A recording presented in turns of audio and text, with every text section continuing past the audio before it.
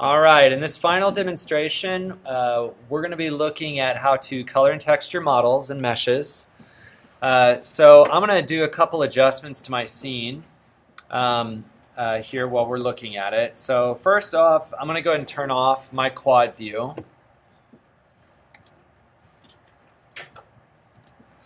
So I can see my scene.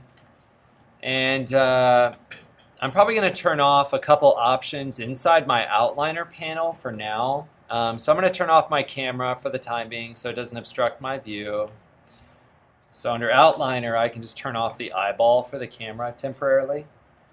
Remember when you turn things off up there, by the way, it's very easy to forget and then wonder, where did my model go, right? And if you just look back in your outliner, chances are you may have just turned it off with the eyeball for that particular item.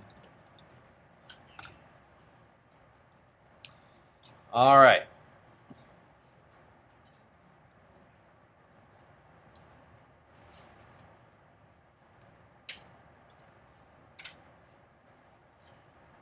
Now, as far as looking at my model, I am working in orthographic perspective. So if you ever want to change the way that you view your model in your scene, you can hit number 5 to change it from perspective to ortho. And you'll know the difference because it will tell you up in the upper left corner of your viewport what you're using for your user view. If it's user ortho, then it'll say it. Or if you hit 5, it'll probably say user persp for perspective. And that's just what number 5 does on the number pad. So I'm going to leave it in orthographic. And I'm going to select my character here.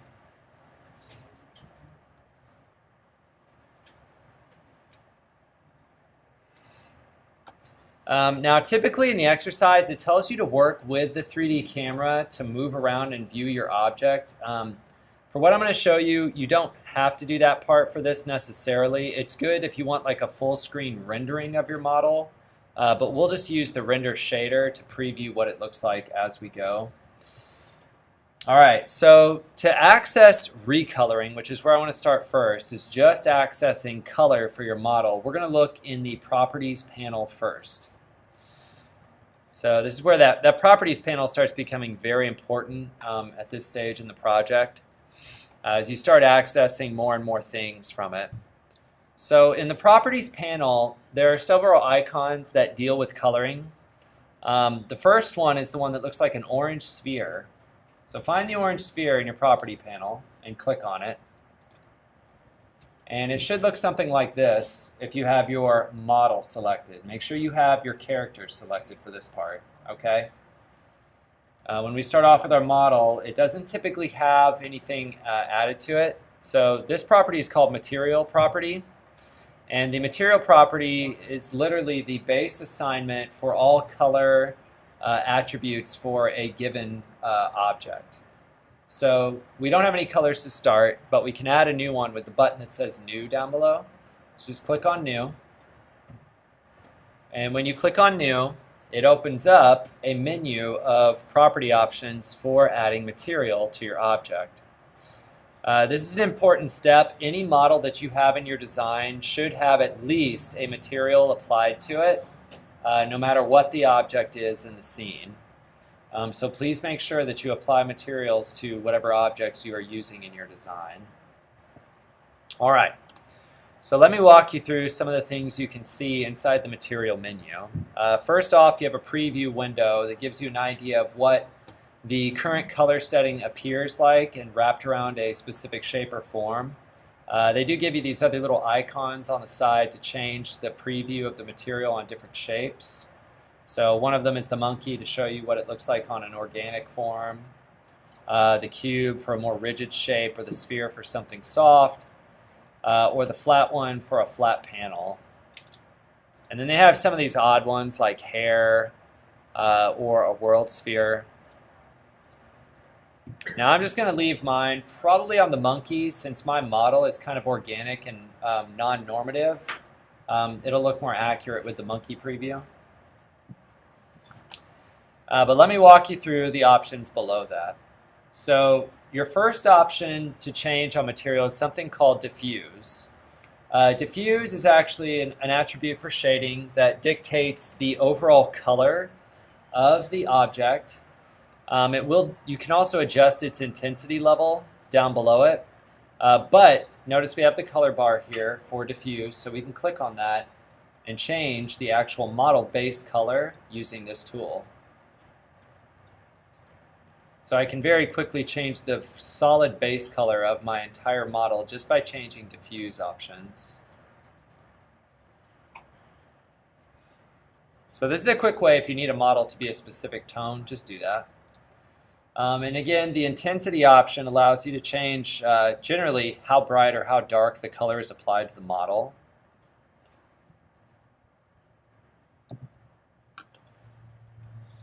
So that's diffusion. Specular is the next setting in the list. And specular is what allows you to set how shiny the surface is, essentially. So whether or not it's very flat shaded or has a very kind of shiny sort of highlight surface. So the higher I push intensity on the specular, the more shiny each of the highlights becomes across the surface. Likewise, if I push it down, then the model becomes very flat looking in appearance. So it doesn't pick up shine at all. And that's what specular can do. And again, you can also, what's interesting is you can also change the color of specular highlights. So they can actually have a different tone on your model as opposed to your diffuse shading settings. So you can have red highlight or pink bright highlights on a otherwise gray model. So that's working with specular. All right. You can also adjust on specular the hardness level of the highlight. So this can make the highlight very bright and overall, or it can be very tight and very sharp little highlight lines. Let me flip this back just so you can see them a little more accurately. All right, so that's just some basic shine on the model. All right. Other things that we can adjust, you may have listed down there, is another one called shading. This may not actually transfer into our augment application that we use for final showing of the model. What it does allow you to do is have like light emission. So if your model is partially transparent like plastic, like thin plastic, if you shine a light through the back of it, it'll show the light source through the plastic, if you've ever seen that.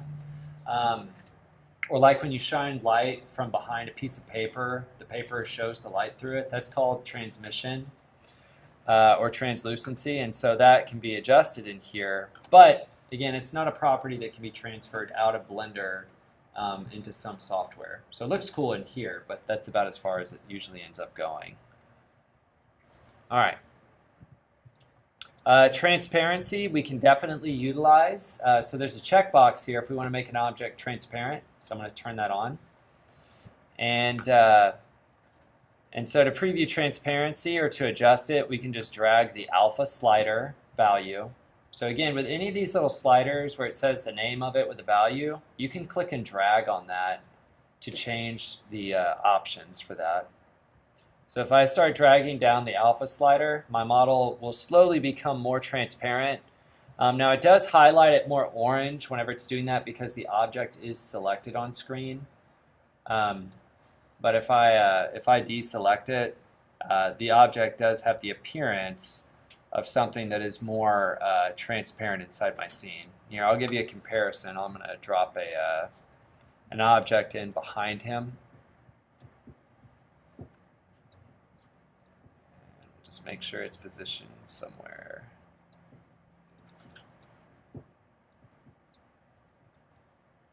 So you can see the difference. All right, there we go. That's a good start. Now, back to the model. And we'll switch to rendered.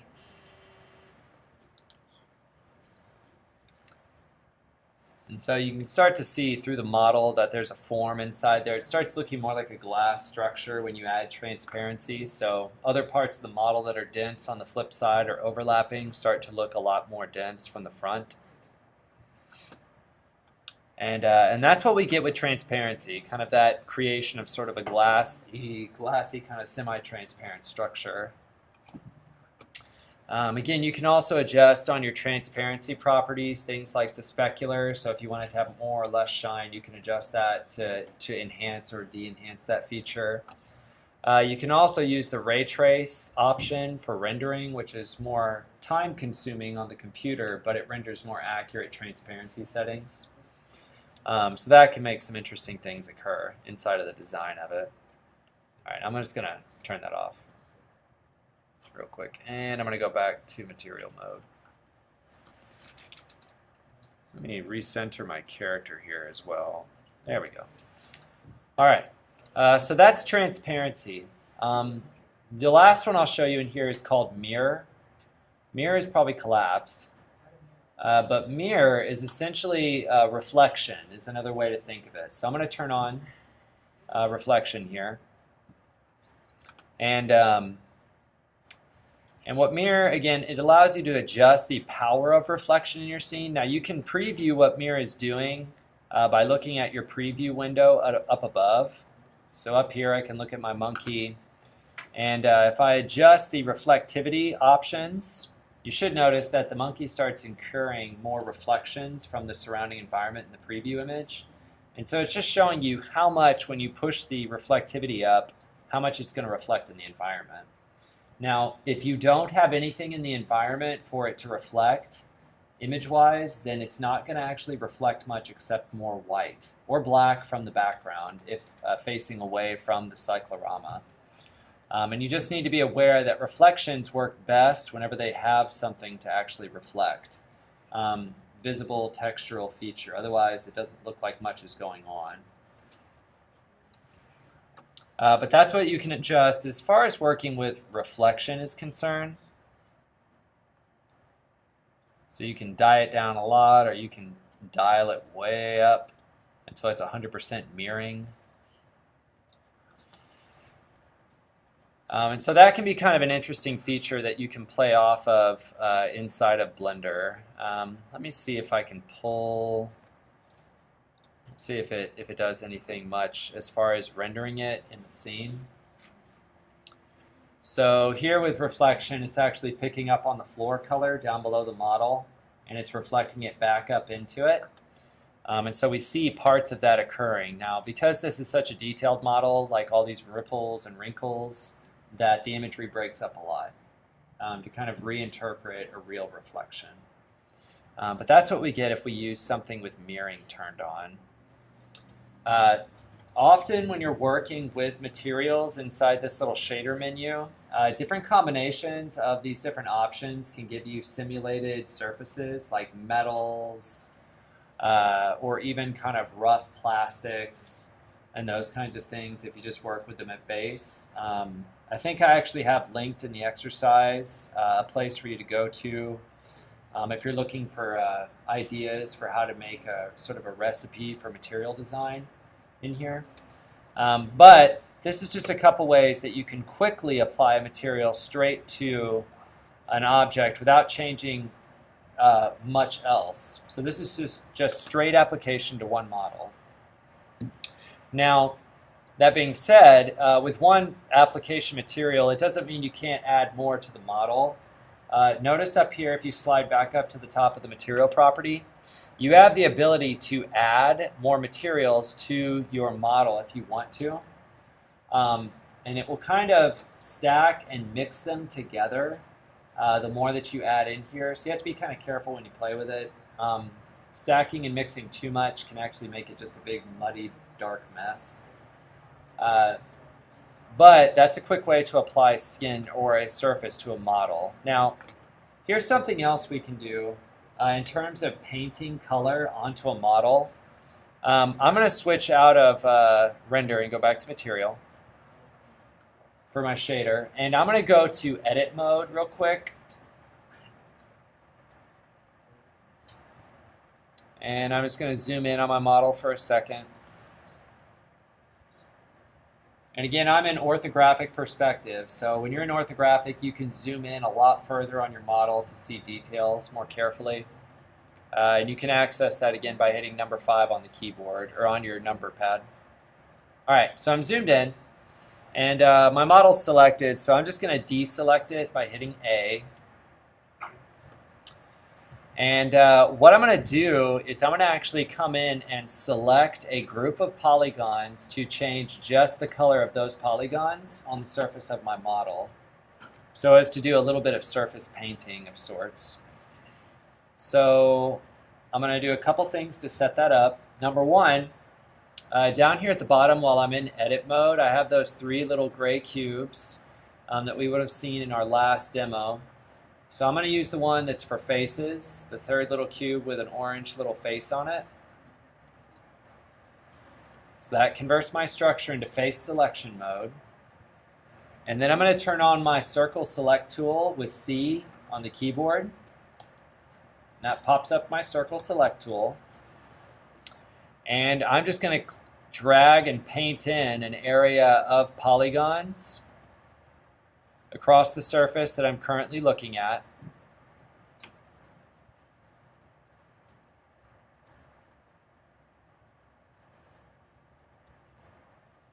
All right. When you're done with the circle select tool, just hit escape to cancel the tool. Now, what we're going to do is we're going to come back to our material property panel over here on the side. And what we'll do is we're actually going to add a new material to our list. So I'm going to hit the plus sign over here next to my materials. So there's this giant plus and a giant minus. And I'm going to hit the plus. So it adds a brand new material. And I'm going to hit new to assign a new material. And after I hit new, I'm just going to pick some new material options. Like I'm just going to change its diffuse color. Maybe I want to have like a red spot. Oh, that was under mirror. My bad. Diffuse. There we go. All right, now once I've set that color, now what I'm going to do is right up here above it, the materials, there's a button that says Assign. So I'm going to go ahead and hit Assign. And when I hit Assign, it takes whatever color I currently have selected in my material list and applies it to that set or selection of polygons.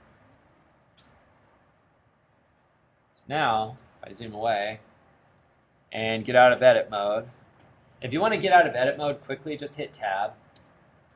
That'll switch between edit and object mode. But now it looks like my character's been shot. He's got a blood spot in the center of him. But this is another way that you can actually paint directly on the surface of a model.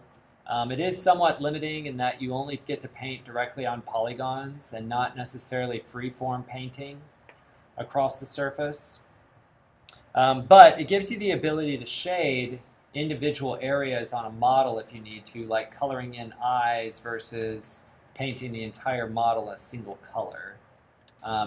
So it gives you the ability to do kind of intricate coloring work like that if you want to. So that can be kind of a fun tool to work with.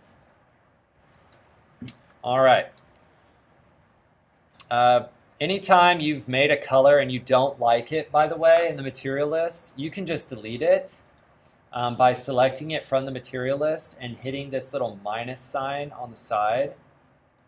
And that will delete that color. Now, by default, what that does is that it now needs to assign a brand new color to the whole model, and it will simply shift down to the next one in line, which is this red one. So when we got rid of green, there was no longer any green to keep the red from showing across the entire model. So it reassigned red to everything. Now, I can add a new material at this point if I want to, and switch colors all over again.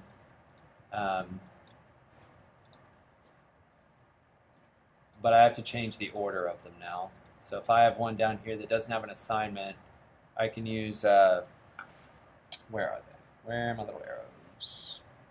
Should be able to drag it up, but it's not letting me. Maybe because it's not assigned. That's probably why. All right. Well, then I'll just delete that one, since this is the current overall model color. All right. So that's applying color to your model in a very basic sense. Not a whole lot to that. Again, you can do that with each individual model form inside of your Blender environment. And you always need to have a base shader on your model if you don't want it to appear kind of in a flat white standard modeling color, which is really blah. So please make sure that you adjust and add a base color material, even if it's just the basic white that they start you with, which is just this. That's the starting place, right? But make sure you have something applied to the surface. Part of the reason that's important is that if you want to actually wrap a photographic texture around your model, it must have a base material on it first. Can't do the texture without the base material. And that's the part we're going to look at now. Working with texture in Blender is kind of interesting and kind of random in a lot of ways. But it basically, you get the ability to be able to wrap like a photographic image around a model to make it look more realistic or have a more realistic texture across the surface of it. Now, to do this part of the exercise, you do need to have like at least a photographic image to play with, even if you're just playing the demo, if you don't already have textures collected for your project. If you don't have any textures collected, a couple places I might recommend. This place, Lost and Taken, is actually pretty cool. They have a lot of free stuff as far as textures are concerned. And they got quite a broad catalog of things for you to choose from. So all their main categories are on the front here. And if you just dip into one of them, like grunge, you get kind of a list on the base page. And then they also give you other pages, up to 14 of them on this particular one, to browse through. Now, if you want to download anything from them, you just select it. And you add it to a cart. It says free. It's kind of the way they've got it bent into it because of their website service. But if you add it to your cart and go up to the top where it shows your cart, and it's pretty easy. It's free download. You don't have to put any information in except for them to send a receipt to you that you downloaded it is how it works. So you would have to put in your email and at least your first name. But they're good images, though. And that's Lost and Taken. There are many other free texture sites, but make sure you have something to play with for this part of the exercise. Even if it's a photograph that you have randomly stored in your drive, that's perfectly fine to have handy. So for me, I'm just going to make sure that I have mine set up. So in my Finder window for my projects, I have just a handful of textures that I've pulled to use and play with. So crumpled paper, some rough concrete, rusty metal, and even some very post-cooked wood surface. So anyway, so just a few here to play with in terms of working with a texture image. Depending on how you want to use a photographic image as a texture, the more patterned it is, the easier it is to wrap around a surface to make it look seamless, unless you're just applying it to one side of an object, like trying to put the front door on a house. You really only need the texture of the front door on one side of the model, instead of wrapping it around an entire object. Okay, so I'm going to close this. And let's get back in here. And so let's apply a texture to our model now. So now that I've got a base material applied, I'm going to go over to the next little property icon that looks like a red and white checkerboard icon. So go ahead and click on that. And this pops up much the same way as your material properties do, except it shows little checkered icons on the side of this list. So we'll add new, just like we did before with material, but we'll do it with texture. Yeah. If you got, you're gonna have to get out of edit mode. So hit tab. Make sure your mouse is in the viewport window when you do that. Oh, if your selection tool's on, hit escape first. Now get out of that window. All right. So I'm going to go ahead and add a new texture by hitting New. And when I do that, it opens up all of my texture properties down below.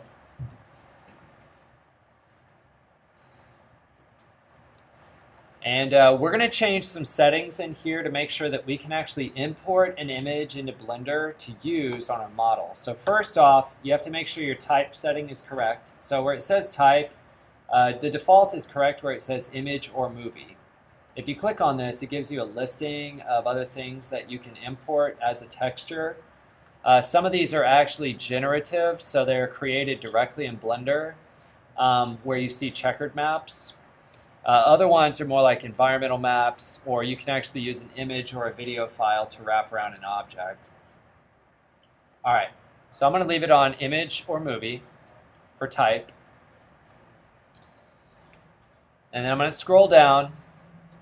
And underneath this section where it says image, we're going to go ahead and click on Open to add a new image to our list. So I'm going to click on Open from this image pull down. And now that I've clicked on Open, it opens up my directory browser. And so I'm going to go find where my project files are and where my textures are. And I'm going to start with one texture to use to test on my model. So I'm going to start with the concrete, select it, and click on Open Image. Okay.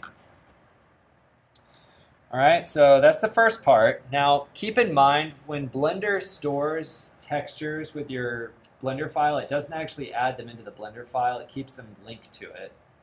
Y'all remember the whole linking process that we worked through with like Photoshop or with Illustrator? If it doesn't save the file to it, then you have to keep the original texture present with your project file every time you open it, okay? So we got that turned on. Now I'm going to slide down, and I'm going to go under the section that says Mapping. So right here, where it says Mapping. And you should notice a couple options in here. These are important for when setting an image to be wrapped around an object. One of them is called coordinates.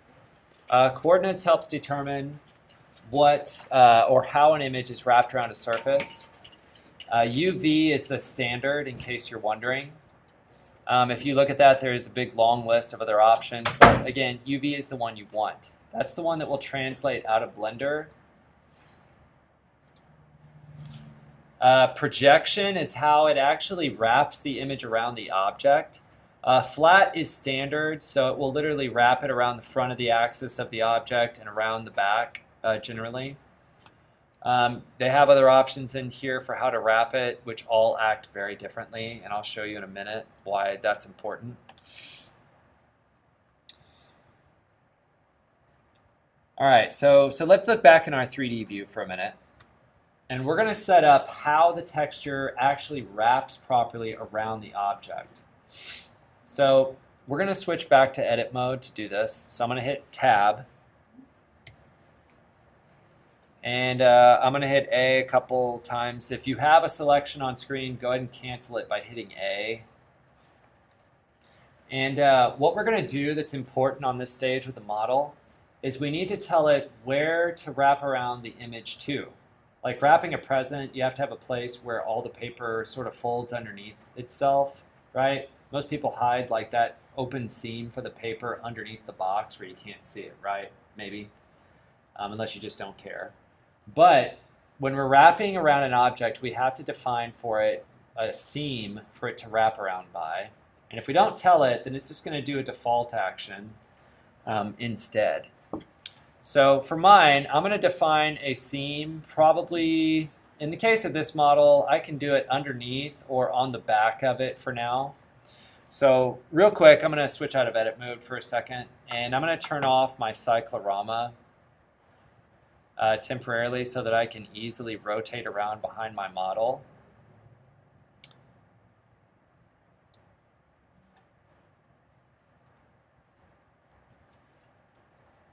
And I'm just going to look for kind of a strategic place to wrap my texture around. I'll probably just use the back here. Normally when people wrap textures around a model, they use like an entire edge. So sometimes you might even wrap it from like the bottom all the way up to the top so that it doesn't have to do a whole lot of stretching. But I'm just going to keep it simple for now to show you how it works. So I'm just going to zoom in a bit. And the more detailed the model is, the more this kind of gets a little complex and tricky to do. So when you're trying to split it up on a character model, it might take a little bit of work to wrap it or mark a seam. So we'll start there. Go back to edit mode, and I'm going to zoom in. And I'm going to switch my selection mode at the bottom to edge select. So that's the middle gray cube down on the bottom of your edit menu. And I'm going to go in and hold down Shift, and I'm going to select a group of connected lines. And what I'm going to do with this is actually what I'm doing is called defining a seam for the object. So defining a seam is actually pretty important in here if you want texture to wrap around a form more accurately. So I'm just going to make a long, simple seam along one section of the back. You can actually define any number of multiple seams across an object. And I'll show you what this does to the model in a minute, because it helps teach Blender how to make a texture go around it. All right, so just kind of have a line struck out like that. And again, I held Shift so that they're all selected together. Now, over on the left-hand toolbar, these little tabs, there's one that says Shading/UV. You can go over there, and underneath the section that says UVs, there's a button that says Mark Seam. Now, you don't use Mark Seam if your entire model is highlighted right now in bright orange everywhere. You only want to do it with selected line-shaped areas that are broken off.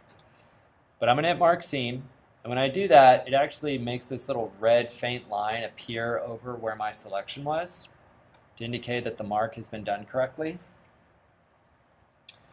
All right. Now what I'm going to do, let me see, make sure I'm doing this right. Yeah.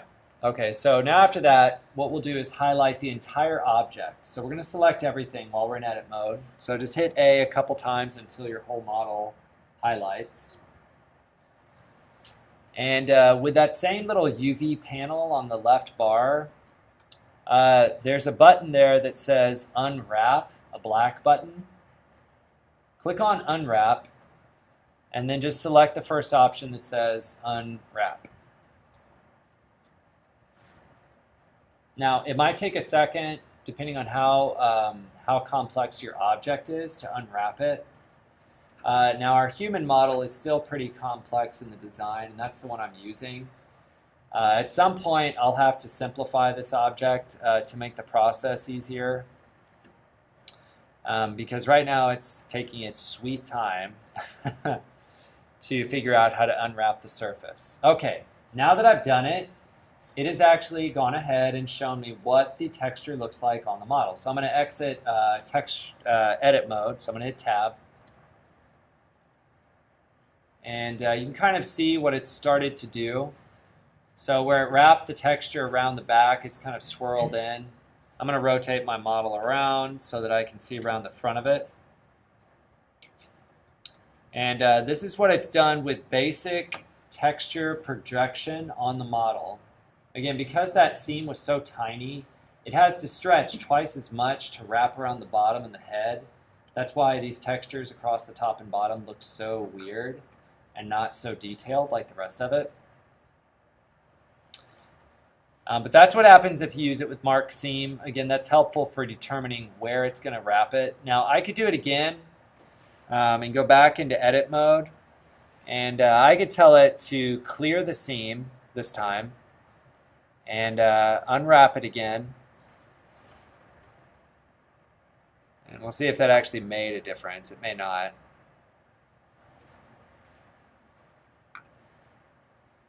There we have the texture applied.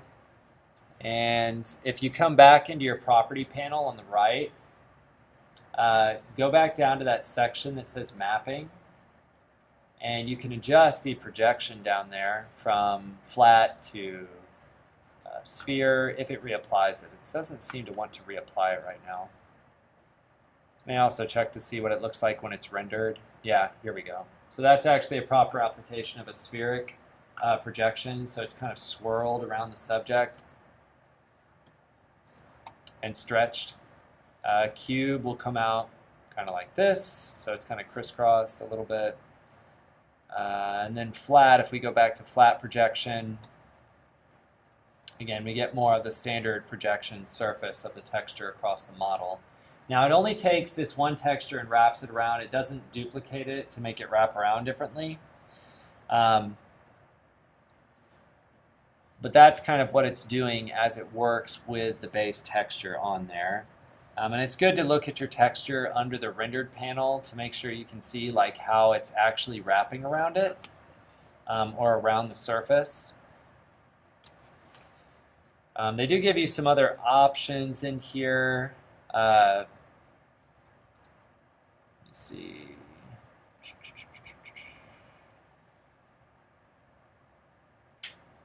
Yeah, like if you come down into mapping, they give you an option to change sizing of the texture. So you can actually change the size of it from like 1 to 1, which is 1.0. And then you can scale it, maybe to where it's like 0.5, 0.5, and 0.5.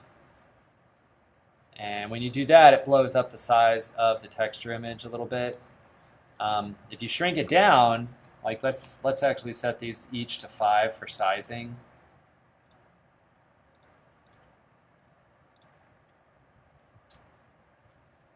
The texture will get much, much smaller, and that way it'll wrap it around it more than once. And so it's sort of patterning it around it like a tile on a floor. And so we get a little bit more wrapping around the entire surface now. And that's basic projection onto a model to add texture onto it. Again, you can play with the mark seam to work with how to get the texture to wrap around it correctly. Again, if you tell it where that is, usually you get a more accurate texture application to an object. But this is a great way to apply a surface material. The cool thing is that after you add it, we can actually turn on a feature in Blender called bump maps.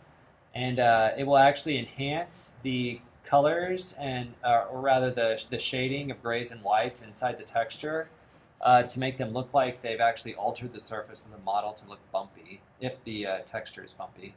So let me show you. Based on what I have on my model right now, I'm going to slide down on my texture panel for properties, and we're going to go to where it says geometry. And I'm going to click on the checkbox for normal. And when you turn on normal, it actually tries to simulate on the surface of your model the idea that your texture actually has a bump to it. And the higher you push the normal option, the more bumpy the surface starts to look. So I'm just going to change it from 1 to, we'll try 5 and see how much that does. But it'll actually try to simulate like lighting and shadow reflection across the surface. So this also interacts with your lighting sources in your scene at some point. But it helps to enhance and sharpen detail across the surface of the texture as well. So it's kind of interesting how it can do that. All right.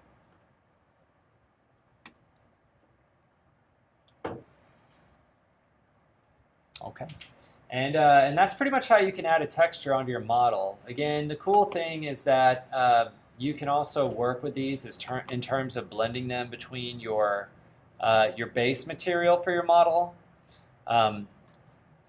which again, you can change the diffuse or specular settings over here if you need to modify some of the understructure for the model.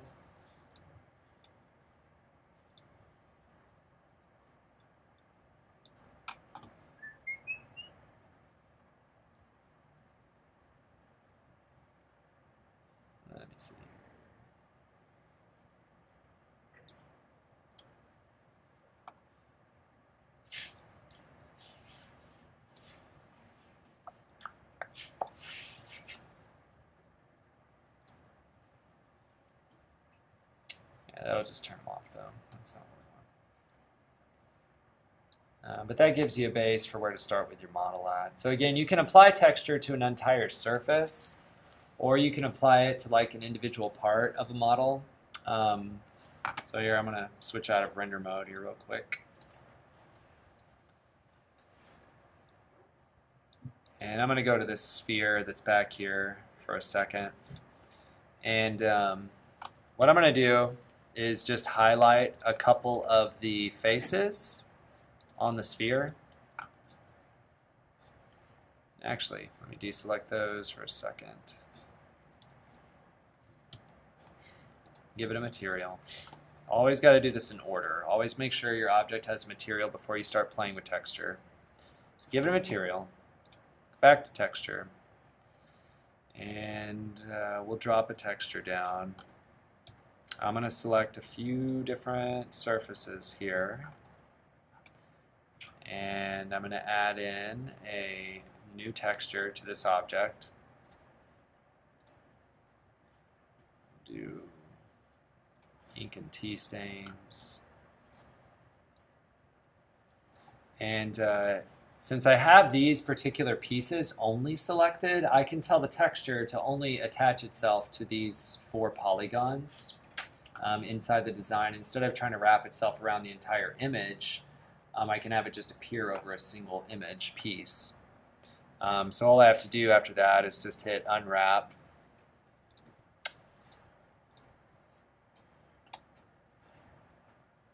And we're going to get out of this.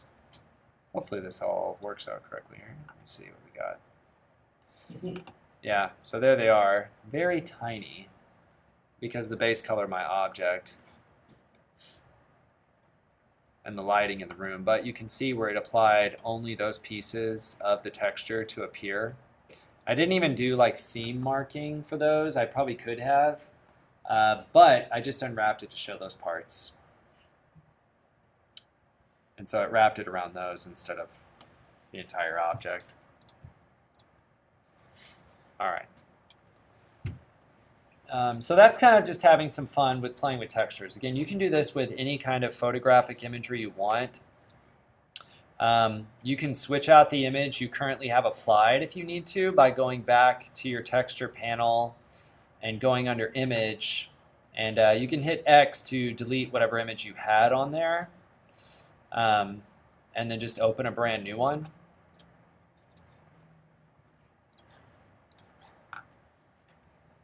And then we just go ahead, select the object again, go back to edit mode, and just unwrap it. Go out of edit, go to render. And you'll see like here it still has this other texture applied that I put in earlier. So it's kind of not sure what it's supposed to do with that. That's why it's showing it only in these few spaces. So sometimes what you have to do to clean that up is to actually remove those options before you go too far into the design phase. So here, I'll clear that out. I'll clear this one out. And we'll start fresh with that.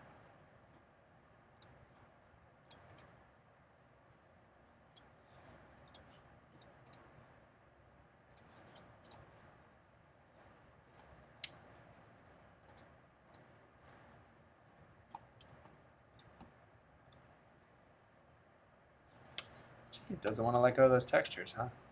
Weird. It's probably buried into it a little bit more than I'm expecting. Huh.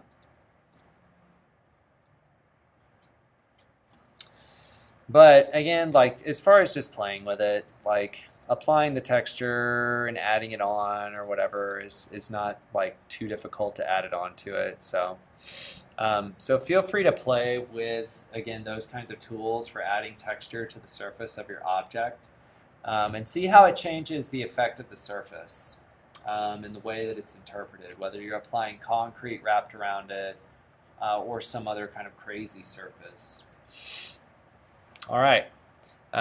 That's all we've got for the texture and color demo. We'll go ahead and stop it right here.